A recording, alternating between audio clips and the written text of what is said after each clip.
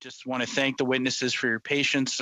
Technology is not always our friend, but I do call this meeting to order pursuant to Standing Order 1082 and the motion adopted by the committee on October 27th, 2020. The committee is resuming its study on service dogs for veterans.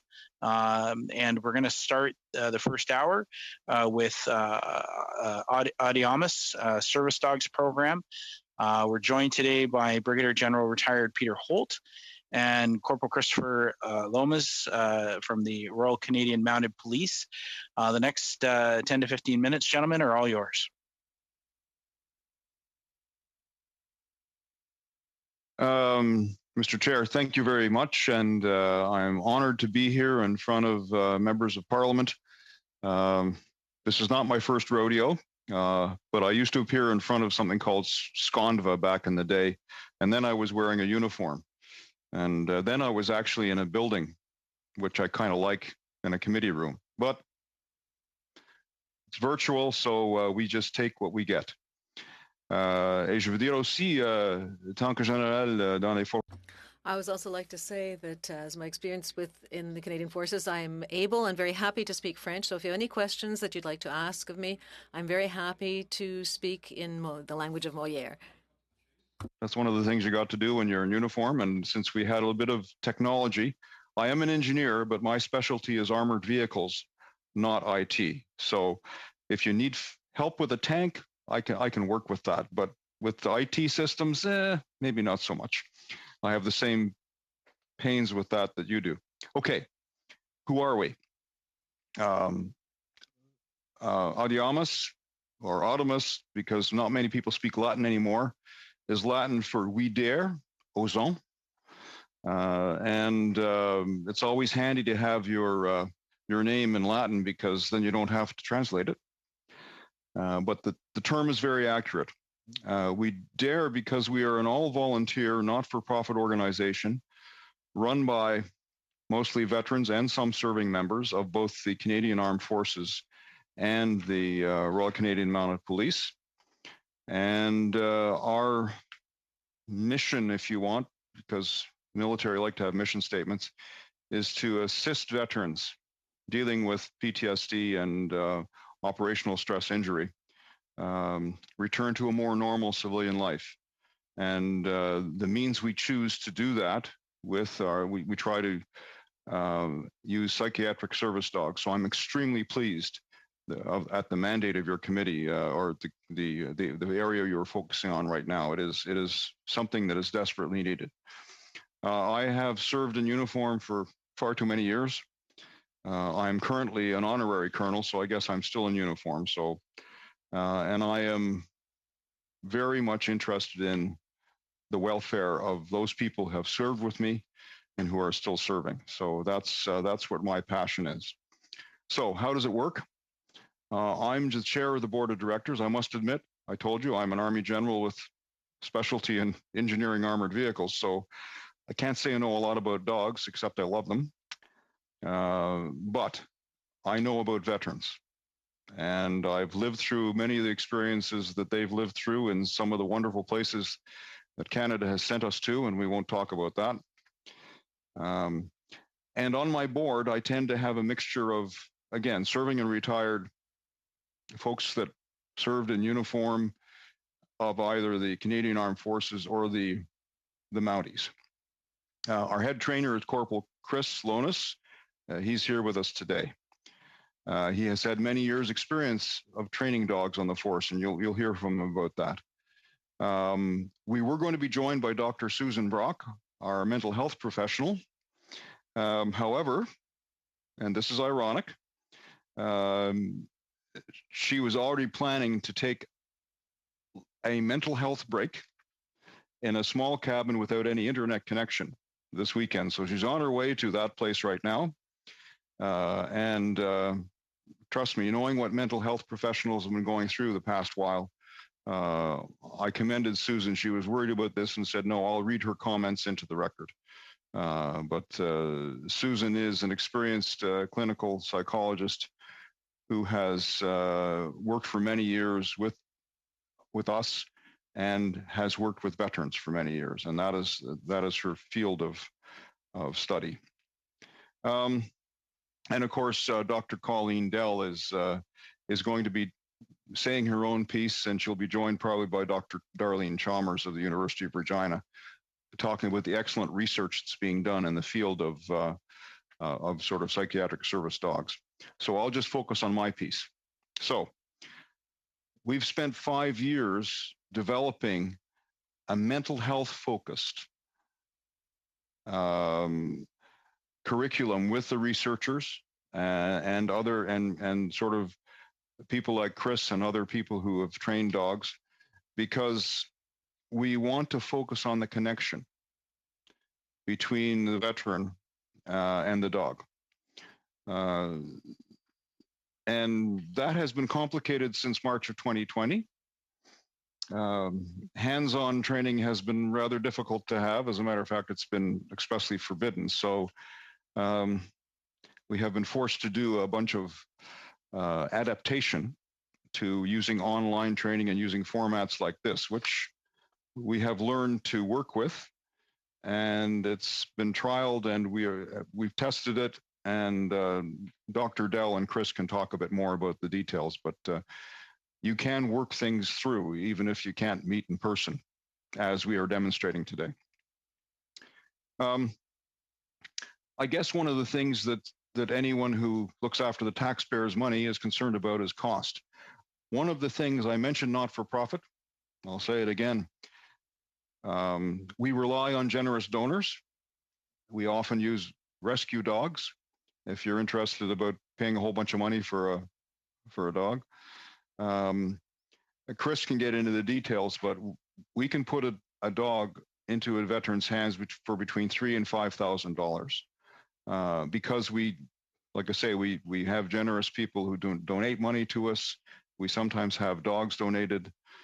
We do everything we can because we are trying to not put a burden on the veteran. I'm very conscious of some of the veterans that come back and have to leave the military or the force, and they don't have a heck of a lot of money. So we try not to impose on them. We try to find ways to help them in that regard. I do not think it is right to take money from veterans. So that's just another personal passion of mine, but we can get into that in questions if you want. So let me cut to the chase. What's my key message? You always have to have a key message when you're speaking, or at least I learned speaking to a parliamentary committee. It helps. The key message I have is that I believe in building on research done in Canada. And I'm very happy Colleen is here. She can talk more about the details of the research. But we should never be shy. I've worn the uniform of Canada in a lot of different places around the world, and I've never been shy about where I came from or what Canada brings. In this case, I would suggest we have a world-class approach to dealing with the challenges of veterans with PTSD or operational stress injury, if you prefer. Veterans who we've sent off into places of difficulty and they've come back not as well as they were when they went. And one of the things that is the secret sauce, if you would, of our organization is when I joined the military many, many years ago, I was taught to work in teams. I was taught to have a battle buddy. Only since I was in Quebec, c'était un copain de combat. The translation may not be perfect.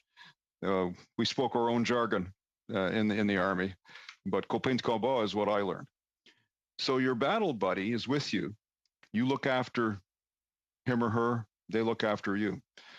Well, in a very strange way, well, not a strange way at all, the battle buddy for the veterans is a bit furry compared to the previous battle buddy. But that's okay. The same principle applies. It's a team. And working in teams, Canadians are very good at working in teams.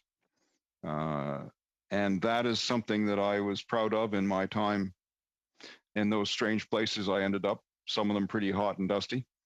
And I'm proud of it now. That is the focus we have. And again, those who know, I am not, like I say, I am not an expert on training dogs, nor am I an expert on researching human animal interaction. We have those, fortunately, on the call with us, but I am an expert on veterans. And I can see the difference it makes in the veterans' lives who have a battle buddy, only a different one in a different context, to assist them, because really it is integral that we teach our people to work with in the team, as part of the team, and that is a saving grace, if you would.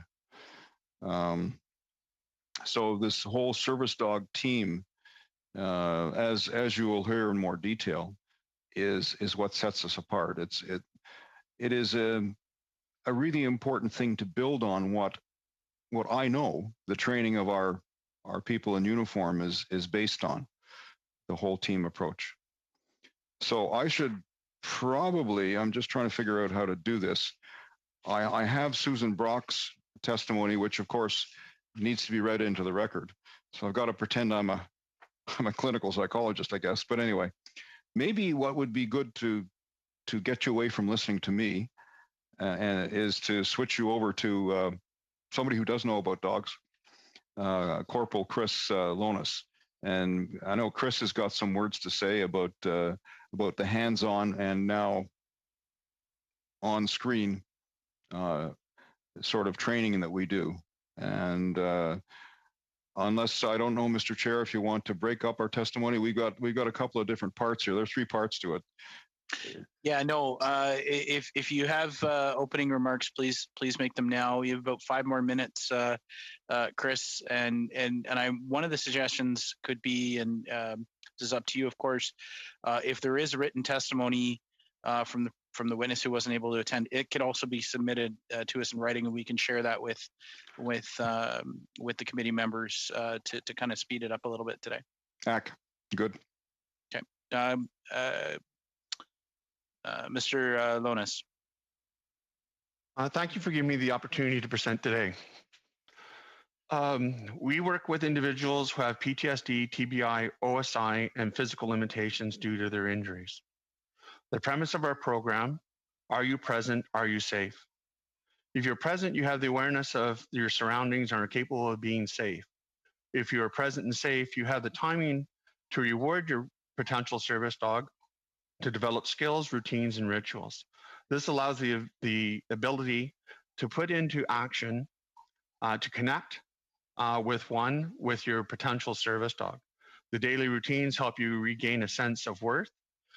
Our program develops connection-based activities and training that fosters the reclaiming of the injured veteran or first responder's life, matching the veteran with a service dog that is complementary to them and reinforces the connection to caring for the dog through daily routines, walks, is an integral component of our program.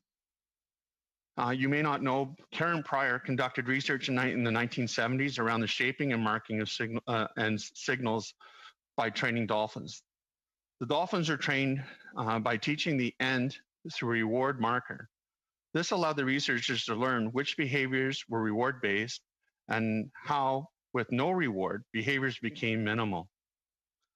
Many people do not realize that positive marking behaviors were led by this researcher and how she contributed to animal training in the world. I've been using this approach for over 30 years with the RCMP Police Dog Service, and now I've spent 8 years training service dogs with injured people with PTSD, OSI, TBI, oversight, and physical injuries in both Canada and Ukraine. Karen Pryor's finding is key to the injured veterans' first responders. Their marker for them is feeling present and gaining the ability to function through reward that their service dog's connection does for supporting them. How do we do this approach in training? We begin with connection-based, where the injured person connects to a non-judgmental dog.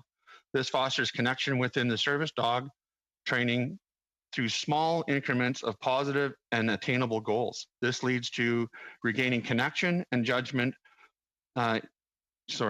connection and engagement with the family, friends, and slowly engagement in the community. What have we learned through the research and put into practice? Having a holistic environment where you are with nature fosters the ability for the injured person to have a positive state of mind. Within this environment, routines and rituals are developed for the injured person, unique to them, to learn how to do activities with their potential service dog. Routine building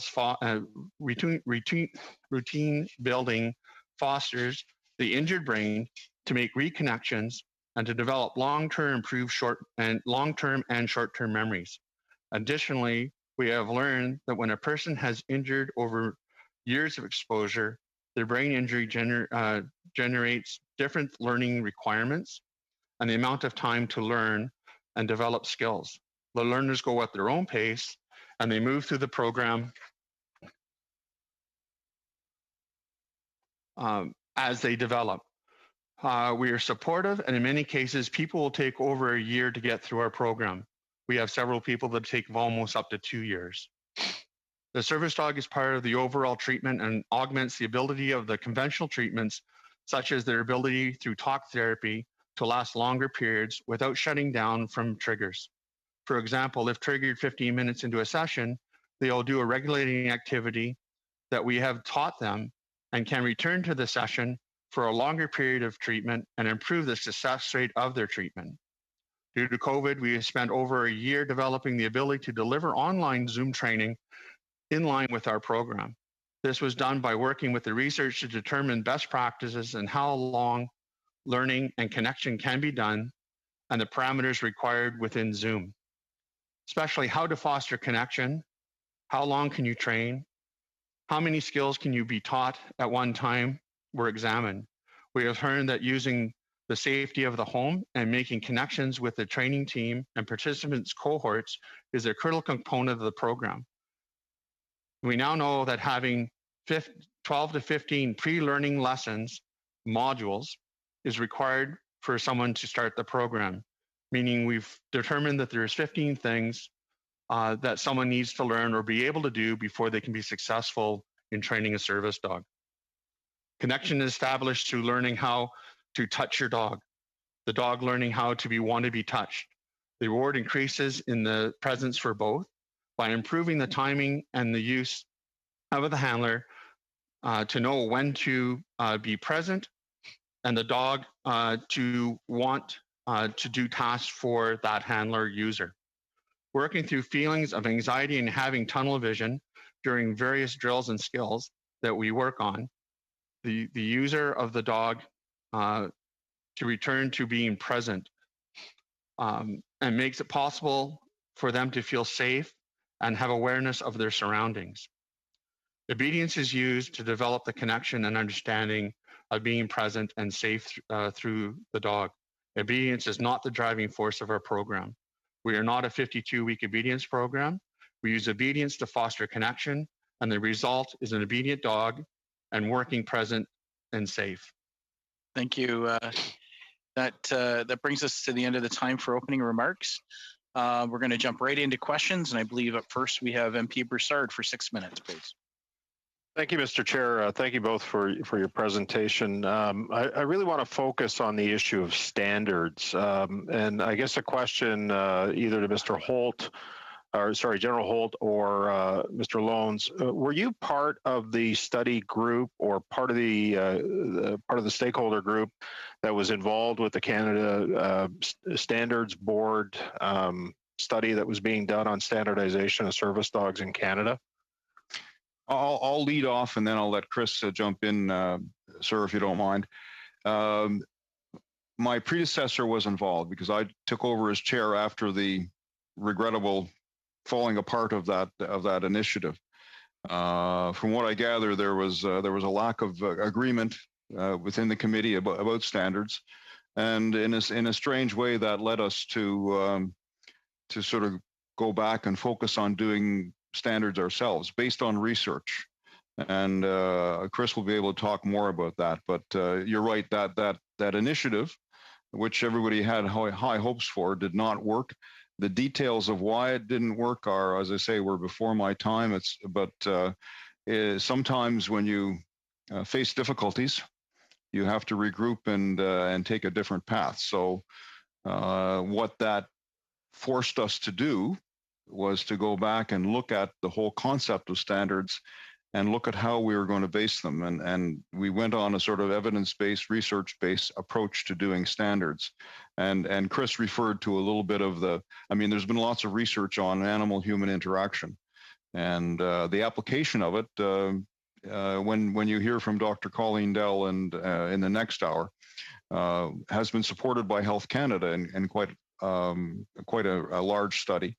And we've been taking part of that because we feel that we can build on that research base to have a coherent and logical and consistent model for standards. And we've actually got something in the works with the province of Saskatchewan, which is proceeding but hasn't got there yet. And perhaps Chris could, again, I do the big picture. Chris can talk about the details. Chris? Thank you. Can you hear me all right? Yes. Okay. Yes, I was part of the Standards Board Committee at the time when I was part of another organization. And the falling part of that board to develop a standard was because it appeared to be a different interest in what a standard should be.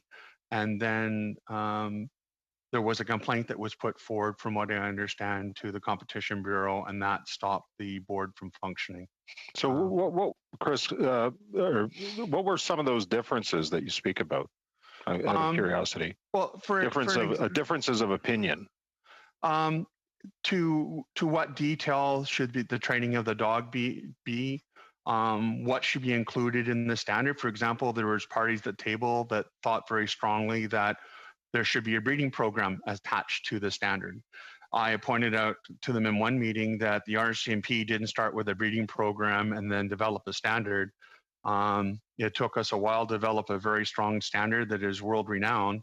And we've gone through 3 different breeding programs in the RCMP to the present one where we're very successful. It was some things like that were going on in the board that I think it made it difficult for the board to come to a baseline standard.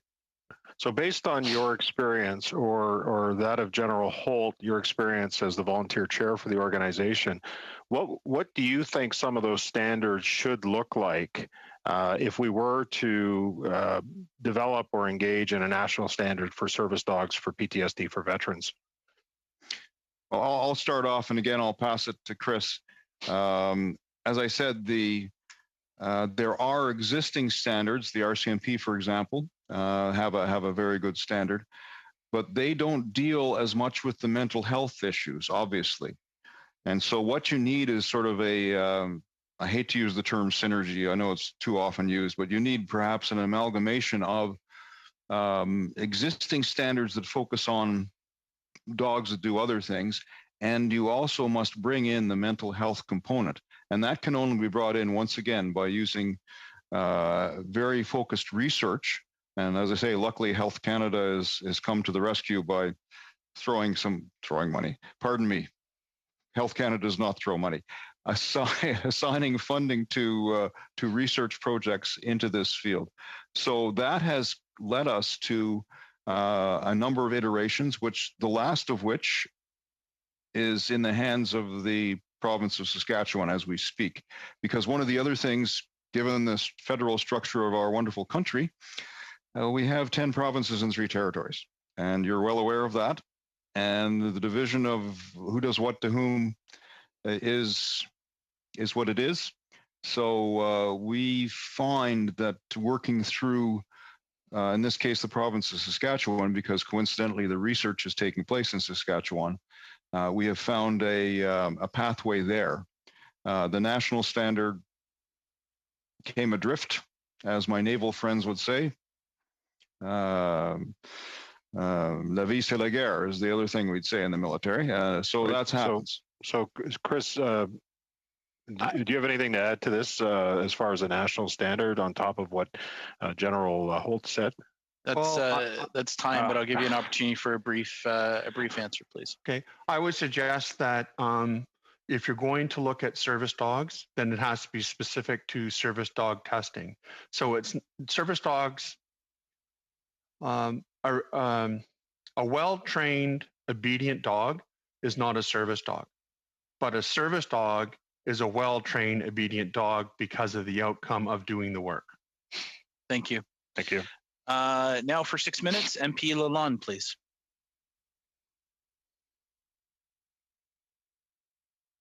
Voilà. Excusez-moi. Thank you very much for taking the time to meet with us today, and je vous dirais pour votre patience avec. And thank you for all of your patience with technology. Great work Audiomus is doing to help our veterans and certainly the first responders and war correspondents. Having seen and heard some of the coverage of your team's work, I've appreciated the evidence-based and holistic approach. You all take when it comes to providing the assistance to the veterans in need, and especially I was very impressed to know that it's run by and for injured veterans. I'm also very impressed by your resilience and certainly your quick action in the repositioning to continue to train our dogs. My question is, I believe and I understand that you have also worked internationally, and I believe specifically with Germany, to develop a service dog programs for veterans of other countries. And I understand that Germany doesn't yet have specific policies on service dog, but there is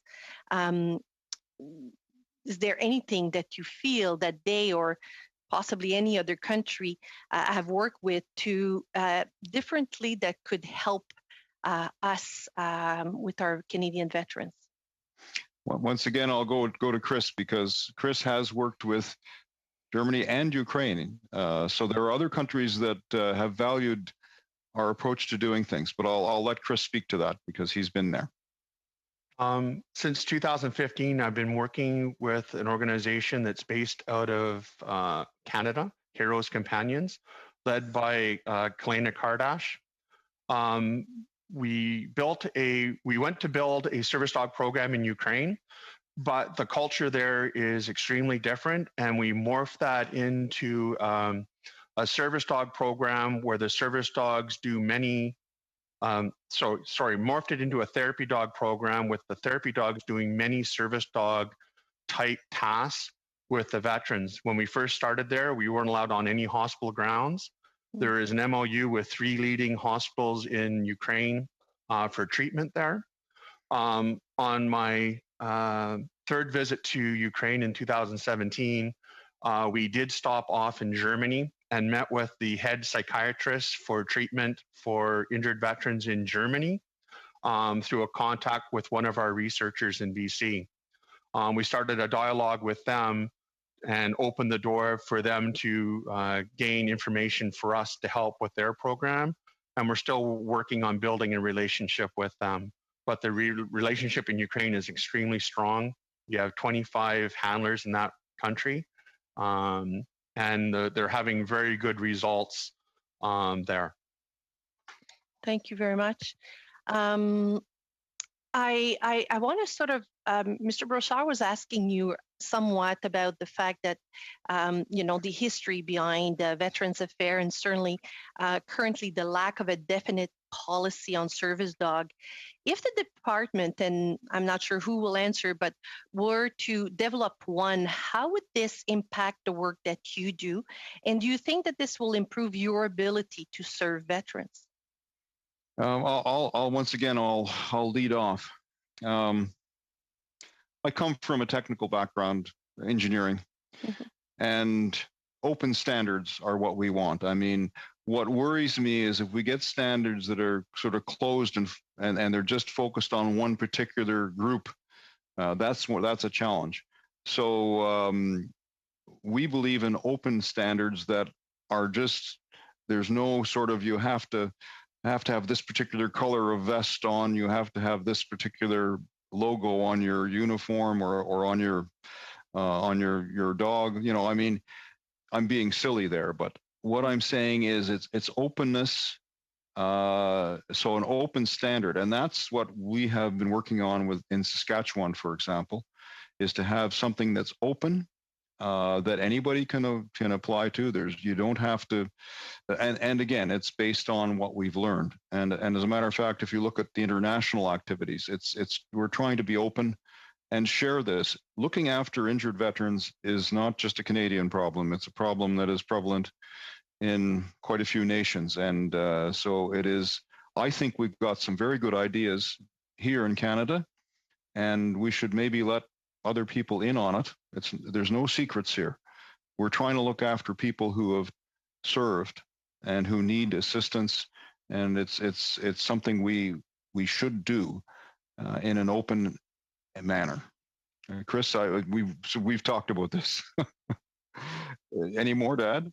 Yeah, I would kind of suggest if you're looking at a standard, it has to be more than an obedience, task-orientated, directed standard. It's not, okay, walk your dog down the street and turn around, turn left, turn right.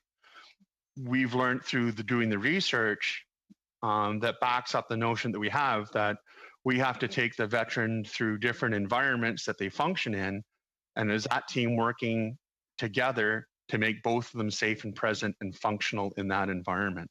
There has to be specific service dog tasking and mental health observations to say, yes, this is the service dog. It's not a comfort dog. It's not a companion dog. It's not a pet. And that's Thank time, you. I'm afraid. Up next, we have MP Desilets for 6 minutes, please. Excellent. Merci, Monsieur le Président. Thank you, Chair, and thanks to our guests. Your knowledge is very relevant to our committee.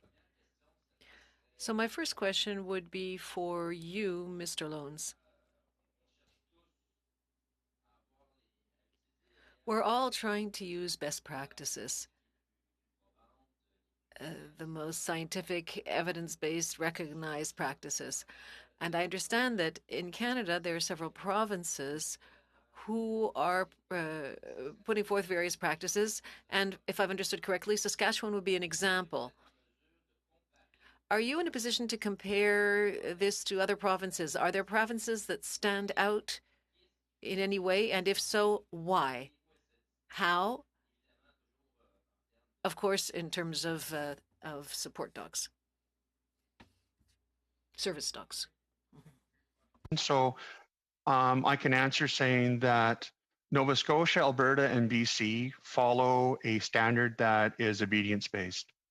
Their certification or testing for that is about 45 minutes to an hour long from the people that I've spoken to that have gone through it. And there appears to be no mental health component in their side of things. New Brunswick follows the Disabilities Act, and as long as your dog is functioning within that, they're supportive of service dogs in that province. Ontario, Saskatchewan, and Manitoba, and the territories and Yukon, from what I understand, we are putting forward an idea to the Sask government for what we believe is an open, attainable standard for service dogs. And I understand MSAR is working with the Manitoba government. I'm not sure what's going in Ontario right now because there's a number of varying interests there. Si je peux ajouter, If I could add something, Mr. Desilets? Yes, of course. I must say that, as I've already said, you have to be open. You have to have an open mind when you're talking about standards. What's important, and perhaps I have to emphasize this yet again, what's important is mental health. Because I see the soldiers that I've worked with for years and years. They're not the same now, today, as they were 10 years ago, before they were deployed to Afghanistan, let's say.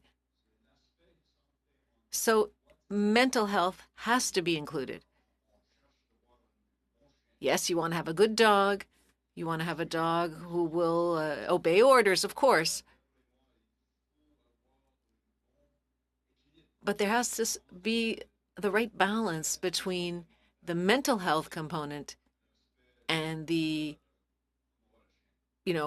more obedience or how's the dog doing side. Well, would you say that we tend to think about service dogs as they're used for therapy in Canada? Well, as you've heard with Ukraine and Germany, they're looking for dogs that have a more therapy dog angle. But that's another area. Therapy dogs is a different thing.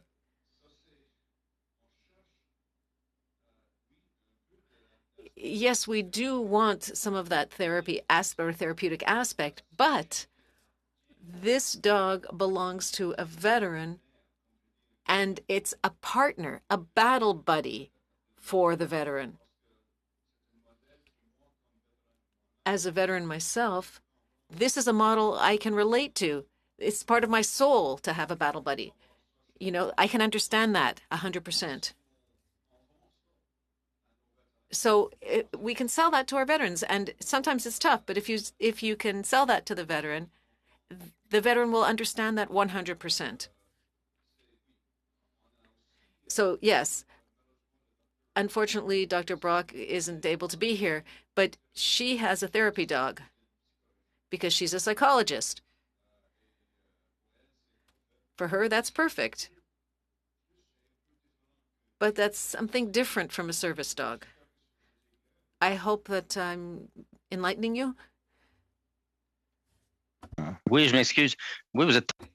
Yes, you've been very clear, and your French is excellent as well. Thank you. Now, earlier you were alluding to open standards. Is the problem in the Standards Bureau that, in other words, that idea? Yes, at the Standards Board? I hope that Chris was able to hear that question. But that you're right on the money, Mr. Desida. The standards, there are some people who want the standards to be closed rather than open, right? And that's the issue of we're just want an obedient dog rather than a psychiatric service dog, right? If I could add in, and this may help a little bit, we know in the research that dogs will help you no matter what. Sure. A pet will help you.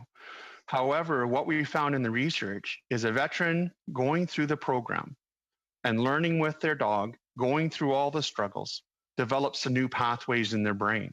Yeah. And if we're truly looking at helping the veteran regain some kind of, for lack of a poor word, normalcy, that reconnecting pathways through the brain for them to retain long-term and short-term memory improvements is a key ability for them to be able to function within the family, friends, and their community again. I'm dealing with an MLA in Saskatchewan right now that was given a supposedly fully trained service dog. And when I met him and started working with him, he had no idea some of the things that his dog was doing because there was no work put into him. He was just given a fully trained supposed dog. If you don't know what the possibilities are, how do you know what that dog can do for you if you haven't learned them? Thank you. I'm afraid that's time. MP Blaney for 6 minutes, please.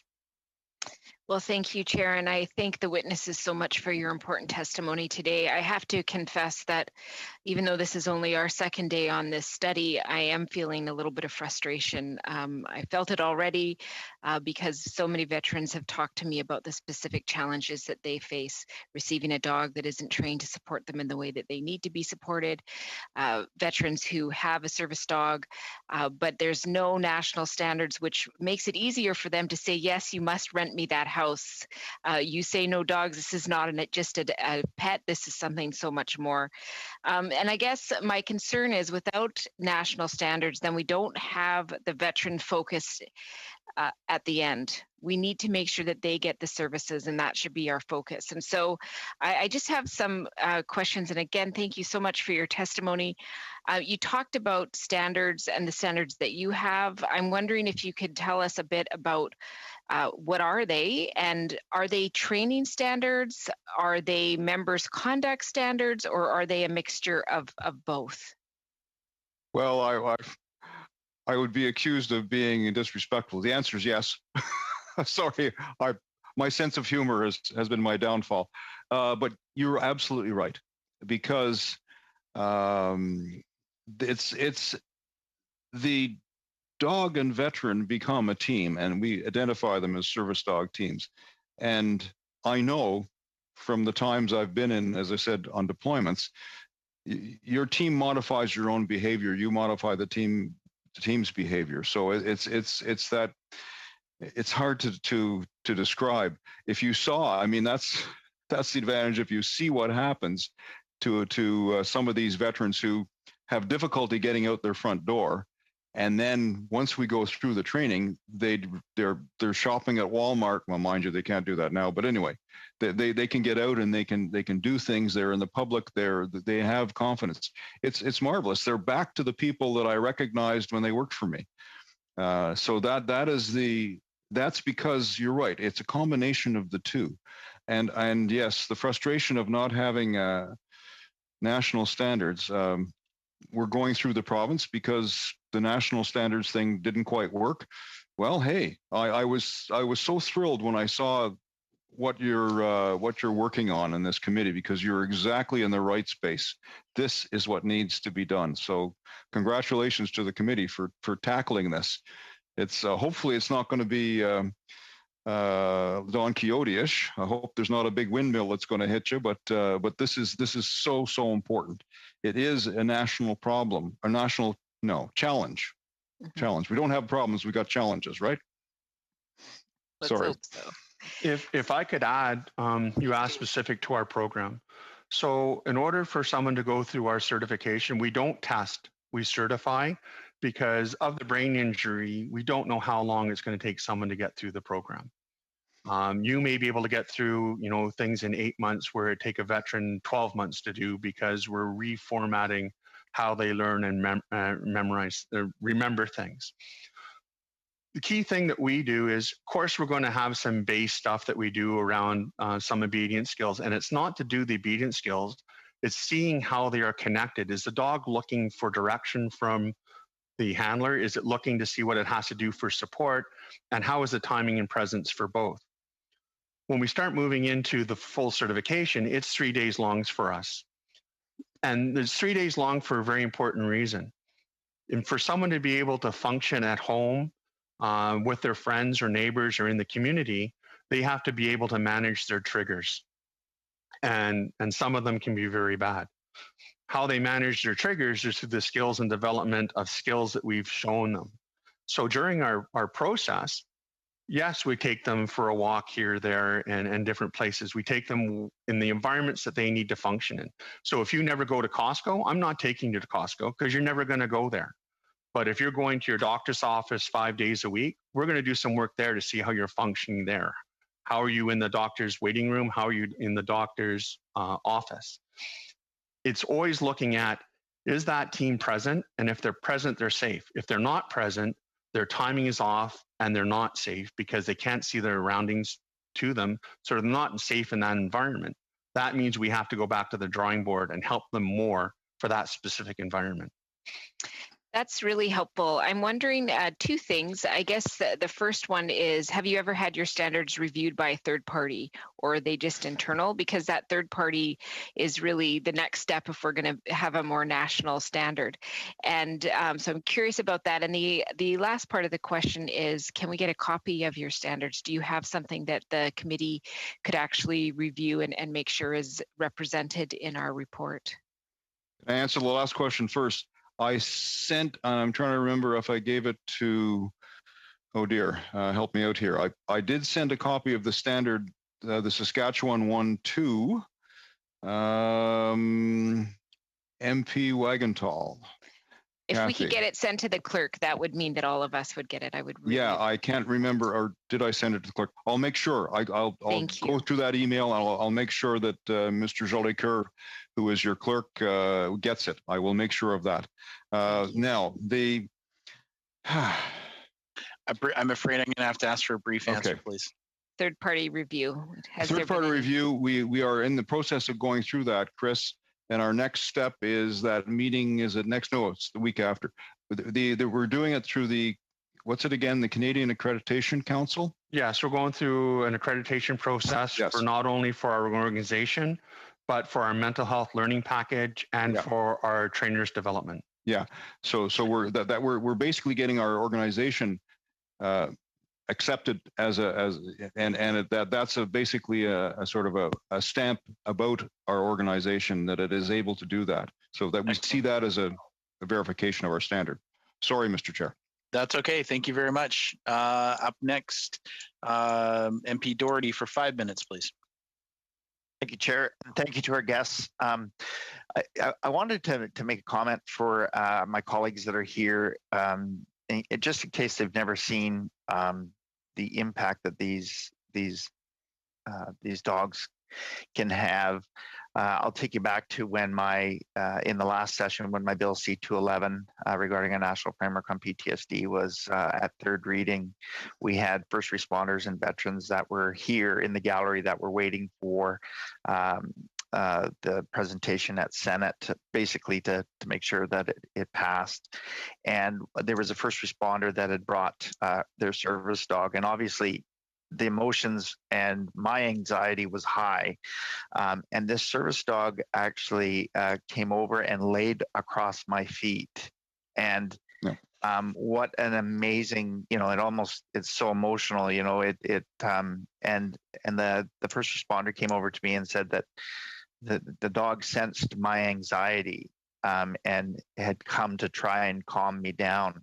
I've also seen first responders and veterans with their service dogs that can just sense just a slight change in their owner's demeanor, and then will actually start guiding the veteran and the first responder out of the room or out of the area where the anxiety is being felt. So this is something that is critical. It's very frustrating because I have seen firsthand the benefits that these animals bring.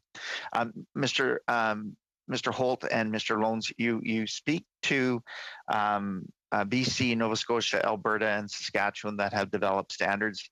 Are these standards something that we can adopt nationally? What you'll find is there are differences between them, and I guess what would be useful would be to have a comparison done and of the standards. And I would certainly offer up, and I will make sure that your clerk does have a copy of our standard. And as far as I'm concerned, compare away. And the sooner we get to a national standard, the better. But as long as it is open and doesn't say you must have this particular color of standard or shape of standard or whatever, then I think that's perfect. Absolutely right. If we could build on what the provinces have done and what we're doing with the provinces, different organizations, then so much the better. Yeah, I don't think we should let fear and bureaucratic process really slow this. I really, the impact and the need is so desperate. Where it's the need is desperate. The impact is immeasurable. We talked about two different types of training as well too, and I'm wondering if you feel like you've had enough time to actually accurately talk about the two different types of training, and I would like to give you that opportunity to really kind of expand on that if possible for my colleagues to understand. Chris, why don't you take this? The different, the obedience part, but also the importance of reinforcing with the veteran, because it is supporting the veteran. I'll just say that all of what we do is to support those people who are in need, those veterans. I would guess you'd have to look at various organizations throughout Canada. Some of them are, let's put it this way, all I think have good premise to help veterans. but it also goes to what your knowledge is on what's possible. Many of them are obedience-based. Is that good? Yes, you have an obedient dog that can function in public, but is that obedient dog actually doing things specific for that veteran, tailored to them? Because not every veteran would have a recovery or to a trigger the same as others, but the dog would act similar. Meaning, for example, you may need your dog to jump on you to break your trigger and your train of thought, where I may need my dog to lick my hand. Mm-hmm. So the way the dog interacts with you to bring you back to being present would be different in different circumstances. In doing the training on connection, the two learn how to work together and what works for both of them. And build that trust. Build that trust for sure. And that trust is the base is everything. If you don't have a solid base on how that connective piece works, it's very hard, I think, to have a service dog that's going to be functional for that veteran in any environment that they want to go into. Can someone take an obedient dog into most environments? For sure. But an injured veteran poses a whole new circumstances because you don't know when they're going to be triggered. You don't know what's going to cause it all the time.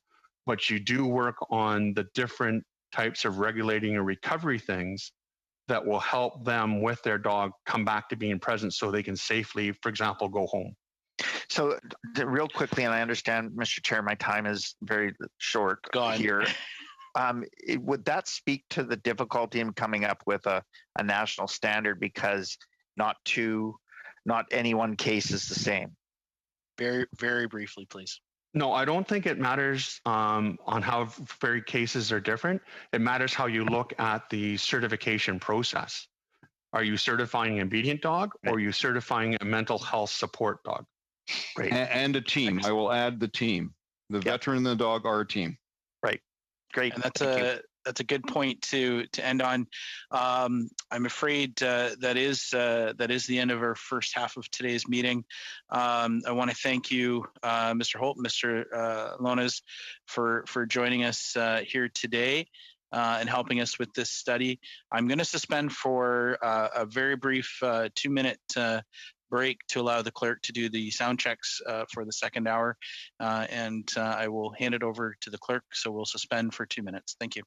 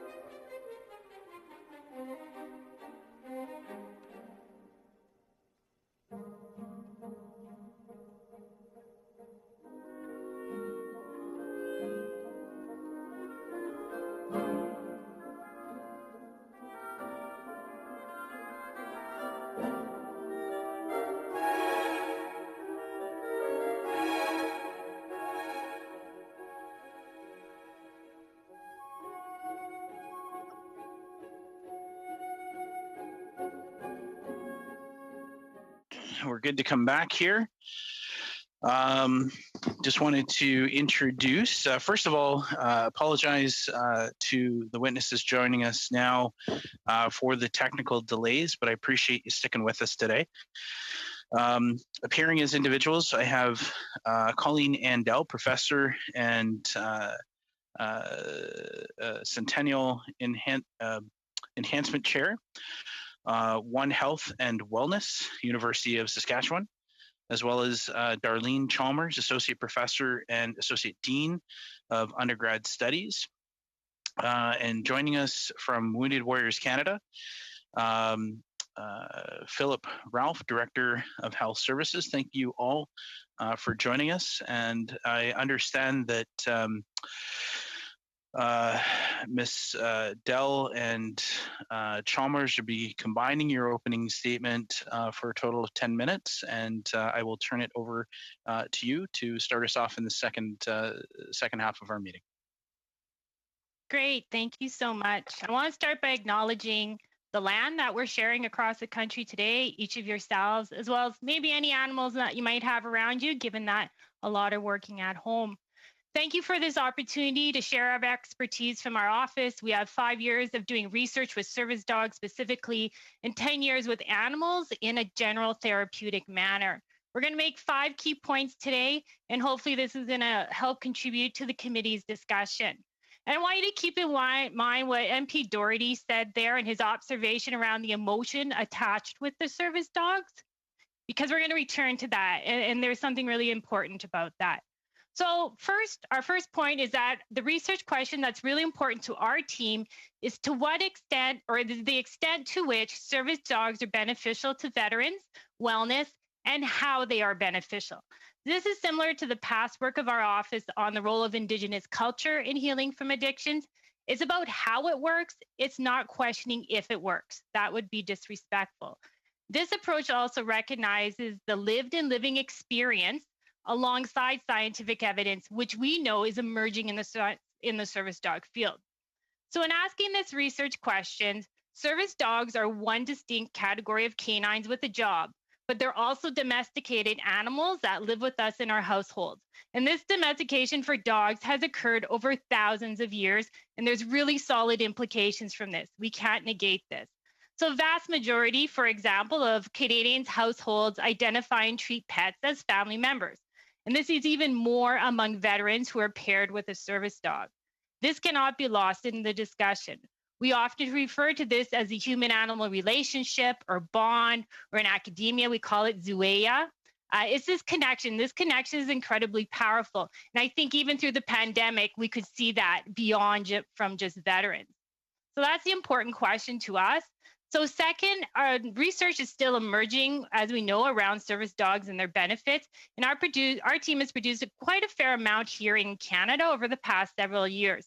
And what we've concluded to date, that this is very complex, of course, but also for us, service dogs are a source of personalized support and a complement to treatment. So personalized support and a complement to treatment. So how does this happen? Service dogs are sentient beings with the ability to bond with humans, and they're also task trained to have technical skills to assist the veterans, right? So it's in this former role that service dogs generally provide what humans cannot or what humans choose not to provide. We found this also in our work with people in recovery generally from problematic substance use with their pets. It's also emerging in our current study with veterans. So we focus on substance use because substance use is a high risk factor, substance use disorder, from having a PTSD diagnosis. And a couple of our findings, we found that service dogs are a source of personalized support, like I said, and a complement to treatment. We had a 2016 qualitative study. We saw that they assisted with decreasing the problematic use of substances in prescribed medication. They supported physical health, a sense of psychological acceptance, social connection, and a spiritual purpose, which today we refer to as moral injury. We had an exploratory study in 2017. We identified a decrease in problematic substance use again, decrease in PTSD symptoms, and a decrease or a stabilization in medication, which usually has reported negative effects, such as psychiatric medications. And in phase 1 of our pilot study in 2019, we saw a reduction in problematic alcohol and opioid use and PTSD symptoms. And underlying all of this is that human-animal bond. It's not just the technical skills that the dog have. And this is what's emerging from the American research as well. Right now, we have a SUAP grant from Health Canada, and we're working alongside 12 service dog organizations to help inform them to learn about problematic substance use with their veterans and using evidence-based practice, and also looking at peer support in that. So we have several studies with veterans, and we have lots of findings from that we can answer later, but I'm going to turn it over to Darlene now. Great, thank you. Thanks, Colleen, and thanking everyone for allowing us to be here and share with you. So I'm going to just present to you three more points. And the first one is just building on and talking further about service dogs being a personalized support and a complement to treatment. Service dogs perform technical tasks for the veterans. So for example, maybe interrupting a nightmare as one form of a task. And in our research, we consistently hear that service dogs are a source of support in veterans' wellness. And we often learn this is because some veterans are not receiving adequate formal support elsewhere. In our experience, service dogs and just animals generally can be an entry point for relationship development with an individual seeking and receiving care. So in this way, the service dog is one pathway into the veterans' lives. Thinking about that, professionals working with veterans need to be aware of the role of service dogs generally for PTSD and how to incorporate service dogs into their practice. Service dogs can also be a barrier fit for veterans seeking and receiving care, and these concerns reside primarily at the systems level. So a veteran with a service dog being denied counseling or service at a counseling office is a concern. A veteran being denied housing because of service dog is a concern. And there seems to be no standard experience across the country. So there's a need for healthcare and allied professionals to be educated about the role of service dogs and their benefits in veterans' lives. So this leads to the fourth point, which is around standards. There's certainly a need for leadership in this area. And while on our end, we're doing the research to establish the efficacy of service dogs and how it occurs to assist with the wellness of veterans, there appears to be a void and conflict as well as confusion about standards across the provinces and territories. So the lack of consensus with the Canadian General Standards Board process several years ago has likely had many unintended and negative consequences. The lack of national standards has resulted in individual provinces taking assorted approaches to service dog public access. It is also leading to individualized policies being developed by organizations that are not experts in this area. And so, for example, a university campus might be doing that. So we're making this statement to offer the insight that part of the lack of consensus during that process may have been that standards are trying to be made for dogs that are not doing standardized jobs. For some service dog organizations, the job of the service dog is more around the bond, that human-animal bond, and less the technical skills and vice versa. So service dogs are not trained in standardized ways. And just a caution from our perspective about standards development is the need for a made in Canada approach that fits within our context. So for example, provincial and territorial human rights service dog policy, as well as our point that service dog organizations vary significantly in the programs that they offer and how service dogs are trained. So these and other significant points need to be considered in standards development. That all said, the goal of each service dog training program is likely very similar in intent, and that's to improve veteran wellness. And our fifth and final point is linked to the need for standards. It's around our research team's adoption of a patient-oriented approach to our research in the area of veterans, PTSDs, and service dogs. And this translated for us into the first veteran group, Audiamus, with Mr. Lonis, who was speaking earlier, that we worked with, where it was suggested that we as researchers really needed to train a service dog alongside the veterans in the program as part of an informed research process.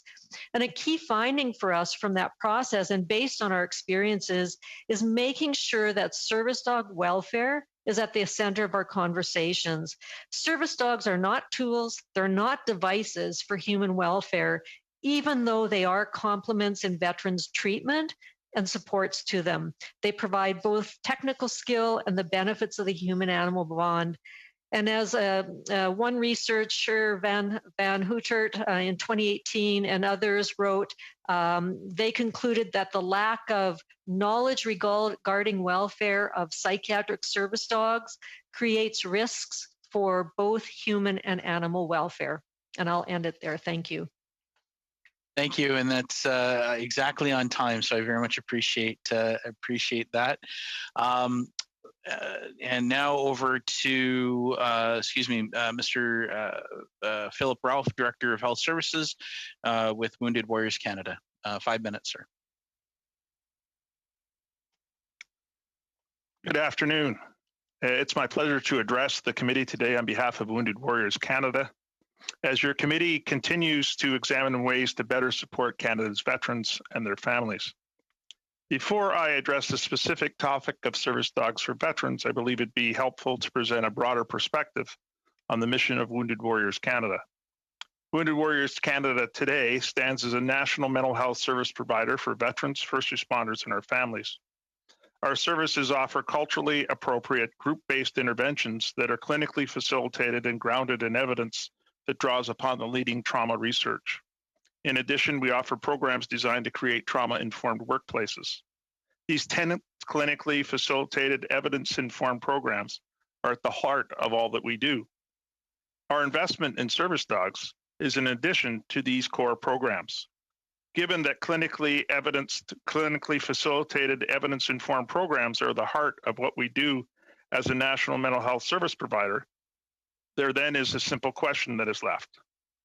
Why has Wounded Warriors Canada invested approximately $3 million in the provision of service dogs for veterans and first responders since 2013?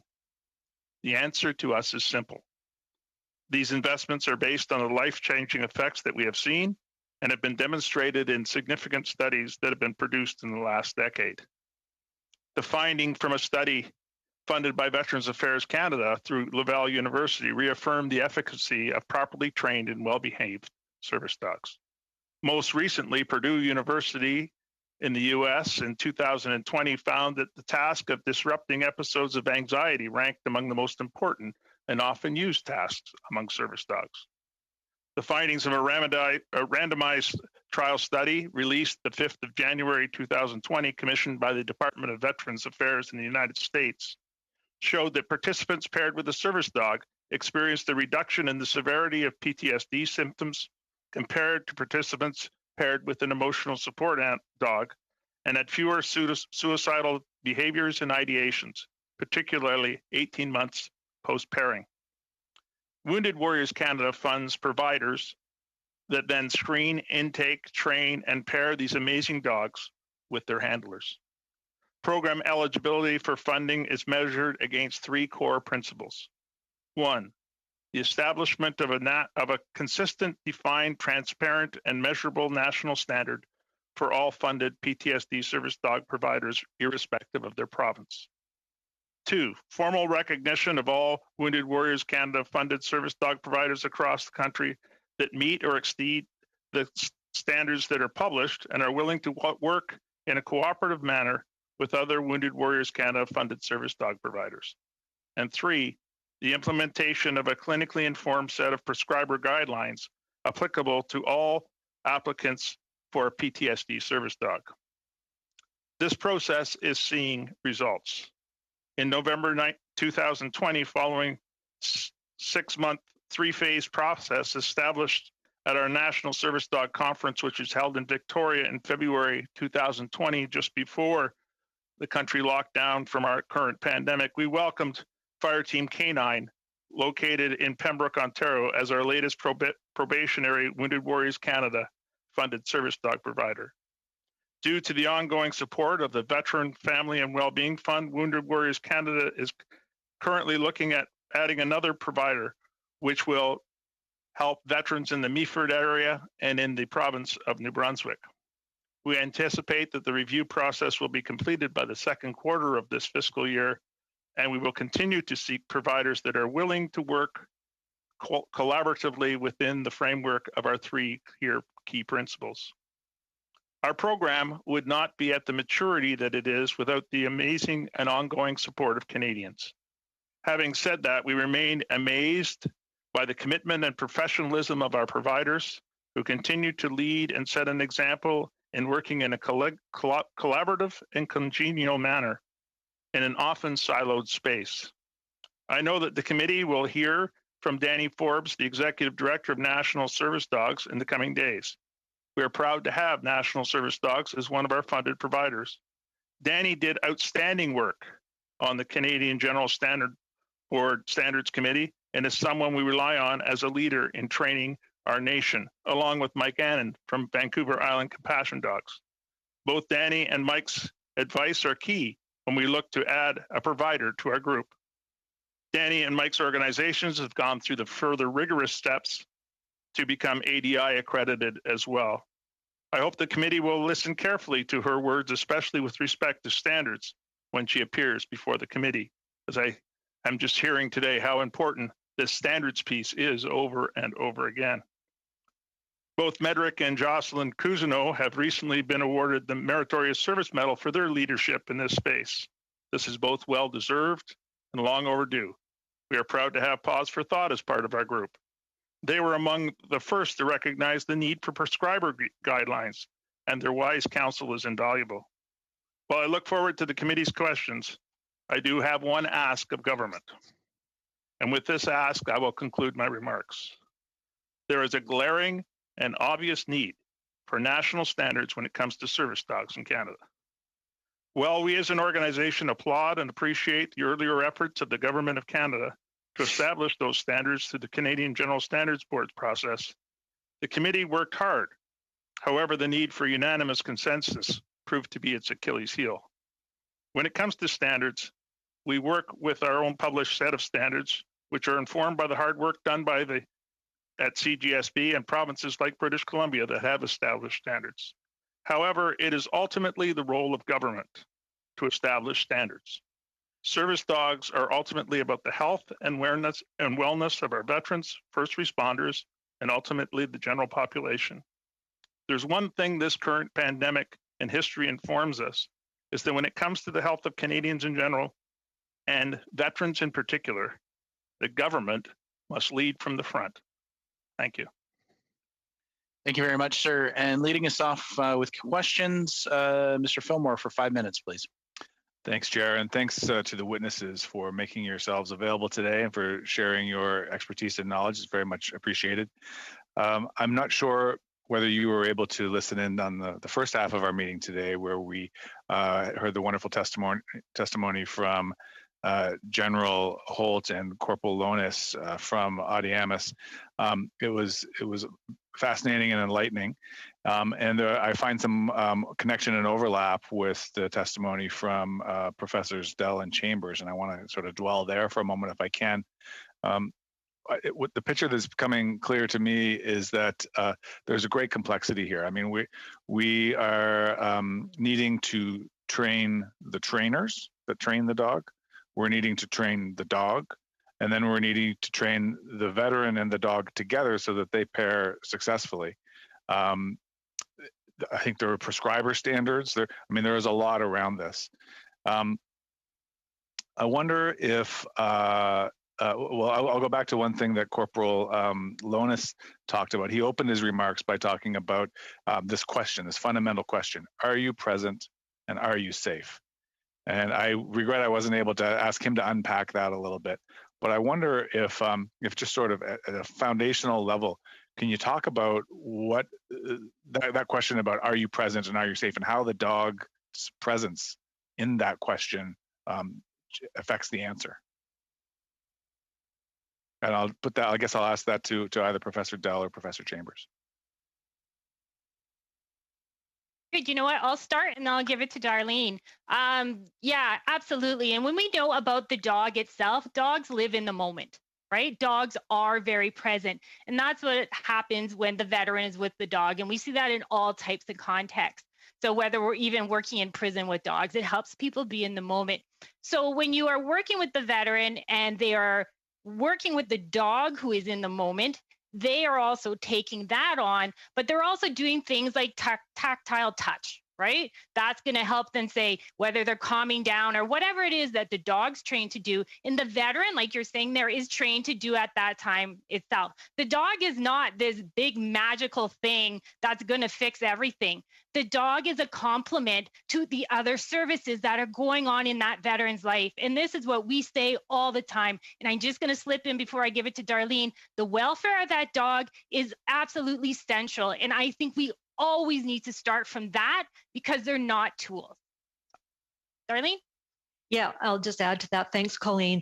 The idea of being present and safe, as Colleen mentioned, being in the moment, and being in the moment and focused helps to create some additional safety for that veteran. So being together, and I think about the training that we've done with Audiamus and being out in the public and being able to experience that as we were training service dogs alongside veterans, is that those dogs are also providing a support in the moment in that public space. And so that support might be, as one example, where a veteran may be experiencing hypervigilance. That dog can be there to nudge that veteran, cue that veteran, and be a support alongside that veteran to ensure that veteran is safe, in terms of whatever plan is put in place for that veteran to be able to remove themselves from that situation or stay in that situation if they have to, and then be able to regain that focus to be able to carry on. So when I think about present and safe, that's just an example that comes to mind for me, MP Fillmore. And that's where you're going to have the connection as well. So as Chris has said, if there is no connection, right, if it is just an obedient dog, it's just not going to work in the way it should be unless there is that really strong connection. Right. So it's becoming a member of the family, becoming a partner. As you said, it's not just a dog skill set that we're talking about here. It really is about a relationship. Okay, that's you're making that really clear. Thank you for that. I wonder, maybe I'll preface this next question by saying we've been looking at this question of standards, and it's easy to fall into kind of the abstract a little bit, like the kind of mechanical rote. You need to do this, you need to cover that, but at the end of the day, this really is about this relationship and the personal experience of the veteran with the animal. To help us bring it out of the abstract, can you maybe take us through a day in the life of a successful pairing with a veteran and a dog? What is that dog giving to that veteran? What is it? What are the interactions? If you could just sort of paint a picture there. I'm afraid that's time, but I'll allow for a brief answer, please. Kidding? Sorry, Okay, Andy. all right. Brief answer, please. Sure, I'll just jump in quickly. I think what that dog is giving to the veteran is the support and opportunity to be able to function in day-to-day life. And so that might be establishing routines, supporting that veteran, and it's mutual in having daily routines set up, in being able to get to their appointments. It might be resuming some of the activities that a veteran may have done previously in their life before their injury. Colleen? I'm afraid I have to cut you off there. I'm sorry. Thank you both. Up next, we have MP Desilets for 2.5 minutes. Merci, Monsieur le Président. Bonjour et c'est gentil, très cher témoin d'être And it's great that the witnesses are here today. My question is addressed to Ms. Bell. There's something that concerns me somewhat. I can figure out what the answer might be, but I'd like to hear what you have to say. A study was made in 2018 that service dogs have a very positive impact on sleep. It would also seemingly counter certain socialization problems and assist with PTSD. But no effect, apparently, according to this report, on the consumption of medications or drugs. But apparently you have not come to the same type of conclusions. But perhaps you give us a very brief answer, because I have a lot of questions. Oh, for sure. They were looking at prescribed medication and they didn't see a decrease. We have found a decrease in prescribed medication So has some of the studies coming out of Purdue and so forth. We also looked at other types of substances like alcohol, marijuana, and things like that. And again, so yes, the VAC study didn't, but again, it was a preliminary first study. Same for us. I keep saying here's an exploratory, here's a preliminary. We are in our 5th year now. We have a very much broader, stronger study, right? But we're growing because that evidence base, if we had this meeting in 5 years from now, we would be talking different than we are today. And underlying all that is we do not recognize as a society what animals contribute to our lives.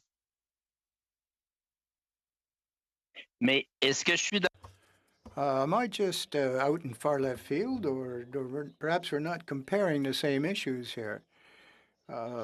Perhaps different types of dogs or different kind of training of the dog, and we're coming to different results or conclusions. Some might emphasize a certain temperament of such a breed of dog, and now they're all good dogs, and they're all good projects, and all help is good. If we take a look across Canada, the need to have perhaps standards. I'd like to see your response, and perhaps Ms. Chalmers first this time. Thank you. Time, but allow for a quick response, please. Right. Yeah. Thank you for your question. And there is a great variety across dogs, across programs, right across Canada. And, just based on our multiple interactions with veterans through our research projects, that we've just learned that these gaps and inconsistencies in the standards, provincial and territorial, really has an impact on veterans. And agreed. We're right, and importantly, that we need to acknowledge that each individual and dog handler and dog team are unique. However, as Mr. Lone has stated, regardless of that, we still need a consistent standard nationally. I'll stop. Thank you. Thank you very much. And up next, we have MP Blaney for 2.5 minutes, please. Thank you, Chair, and I thank the witnesses. If I could come to you first, Mr. Ralph. I'm just really concerned about the end user, which is the veteran. And I'm just wondering if you have any specific thoughts about what does the lack of having national standards in Canada, how does that impact the end user, which is the veteran? Well, it impacts it directly in 2 ways. One, it adds undue confusion to a veteran who's already struggling with mental health issues, out there shouldn't have to do his or her own shopping, shall we say, trying to figure out which program is going to meet his or her needs. There needs to be some kind of objective standard so that when a veteran is in need and when their clinician has identified that a service dog would be helpful for them, that they can go to a trusted source, and that source would be connected to standards. I mean, there's no other way to line it up on a national basis.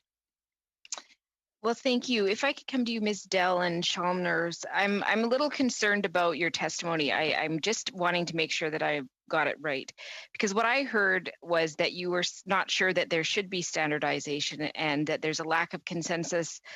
And the dogs are not doing, I think what you said was not doing standardized jobs.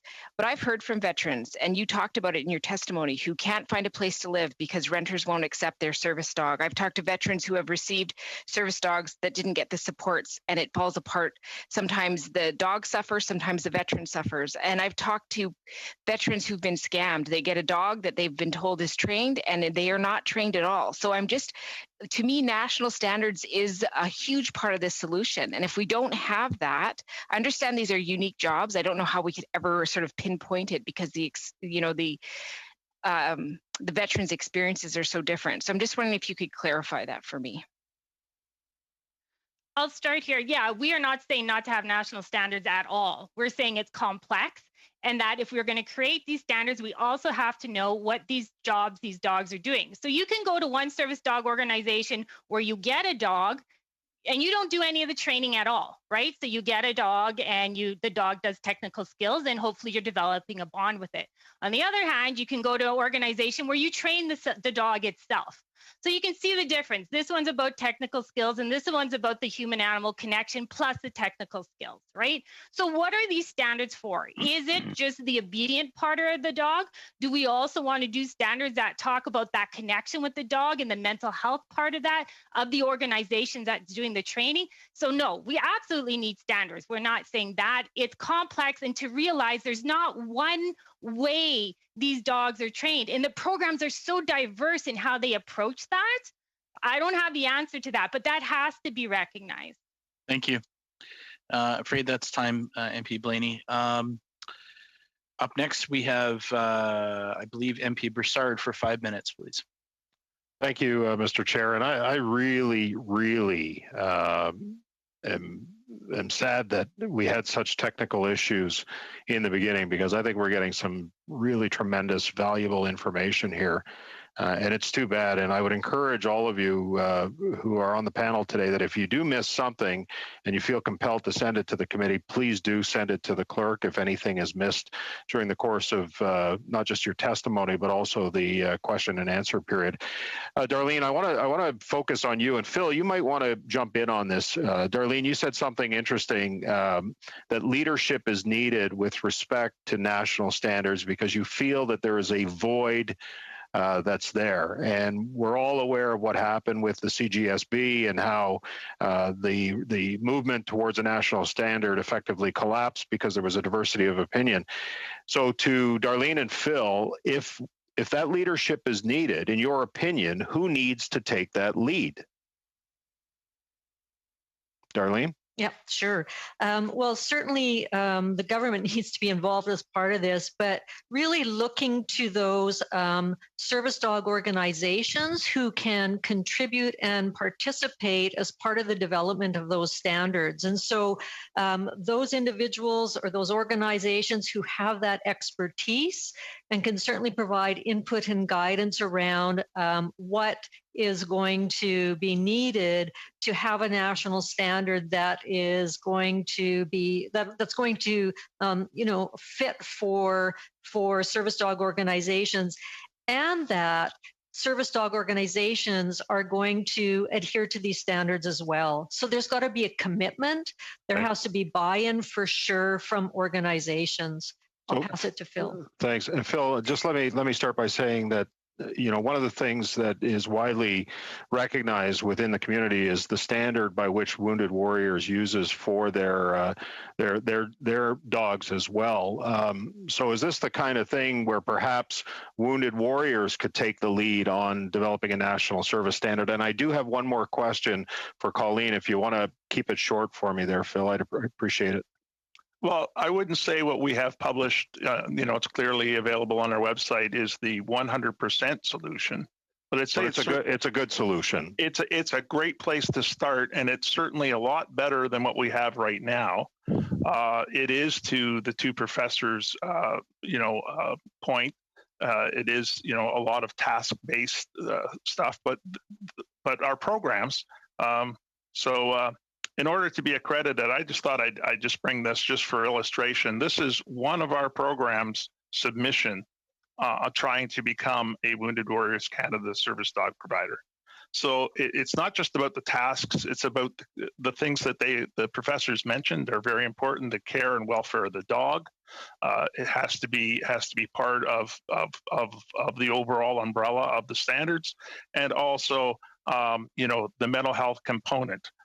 It is a requirement for all of our providers to have mental health provision, and then we also supplement what the organizations have with our expertise from our other clinical programs to provide training for our service dog providers so that they have the proper background in mental health, because it is very important that because it is ultimately about that human animal bond, the handler and the dog together, making that difference.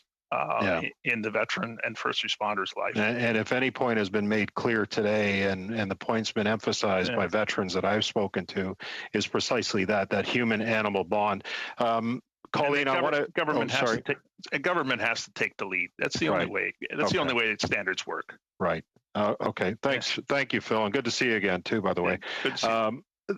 In the minute that I have left, Colleen and perhaps Darlene, do you see a need for accessibility standards apart from training standards? I think I'm just going to answer that with what Phillips was saying there. Like, so you're saying, staff need to be trained in mental health. So in our SUAP grant right now, we've trained service dog organization staff, 30 of them, in peer support with mental health innovations, right? And we've been evaluating that. We've had them all take mental health first aid from Canadian Mental Health Association. Those are the types of things. I don't know if this is answering your question, but that has to be part of that standard process too. It's not just about training that dog and handing that dog over. It's about that veteran being part of a peer support group. You heard the fire buddy earlier, or they might have used a different term, right? We use fire buddy a lot. That is what that dog becomes, as well as the group that the people are with. And we've seen a ability to do that now online, which has been really, challenging during the pandemic, but we've also been able to go online and do some of that. Okay.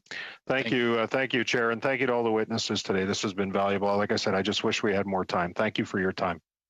Thank you, MP Broussard. Up next for 5 minutes, MP Casey, please. Thank you very much, Mr. Chair. I'm going to start with Mr. Ralph. In your opening remarks, Mr. Ralph, you set out 3 key principles which were in place to determine who Wounded Warriors funds. Can you repeat the first one, please?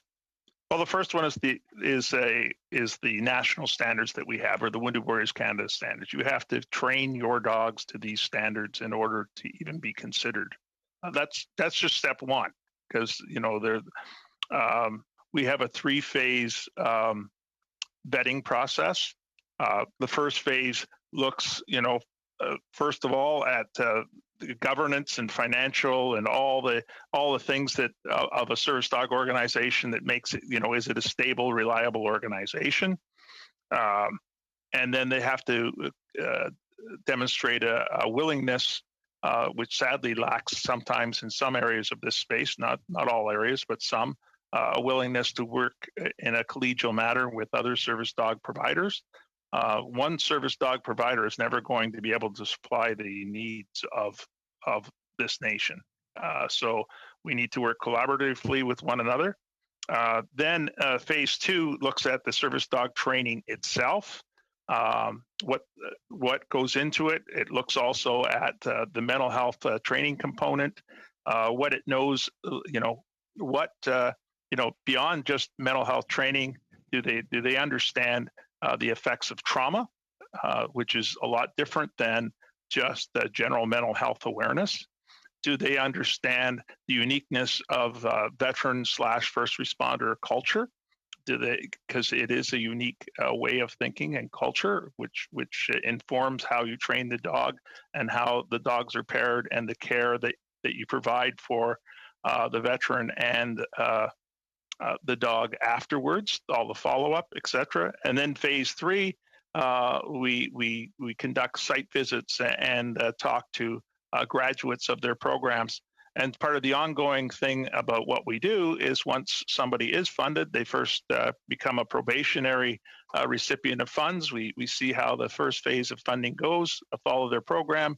But the great resource is that on a monthly basis, we have a call much like this, a Zoom call right across the country, where our service dog providers that are part of our team talk to each other, talk about any problems that have come up, any challenges, something that they've seen that probably another service dog provider has already encountered, especially if they're a more mature service dog provider and they've had a lot more experience. They discuss questions such as transitioning to successor dogs, all the kinds of issues that come up related to a service dog. So that, but the standards piece starts And the standard that we start with, it's publicly available. It's on our website, so anybody can see it. So you've developed a standard to which you require partners to ascribe. Have you, and we're all here trying to solve this puzzle of why there is no national standard. You've developed one. There's a bunch of providers that are keen to meet it. Have you ever been given an explanation as to why the standard that you've developed has not been at least used as a starting point, or adopted in whole or in part by a provincial or federal government? Well, that's a great question. Now, that we developed I have to give credit where credit's due. It's gained from sources that are out there. I mean, if you look at our standard and then you look at the province of British Columbia's website, you're going to see there's a lot of similarities in the standard, because the province of British Columbia, as far as published standards out there that are available and that actually are in effect today, the province of British Columbia actually has the best one in Canada.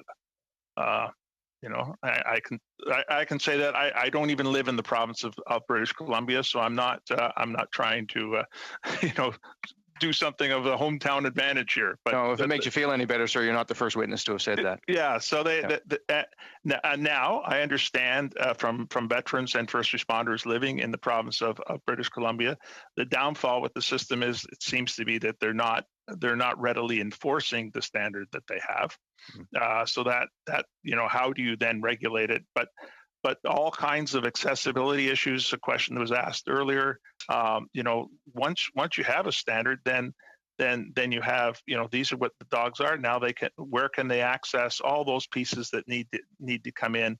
And they're important. So it's an important starting place. I wouldn't say that we have the 100% solution, but it's certainly a great place to start. Thank you, sir. Excellent. Thank you very much. That brings us to the end of today's meeting. I want to first and foremost thank all of the witnesses for your patience today getting on.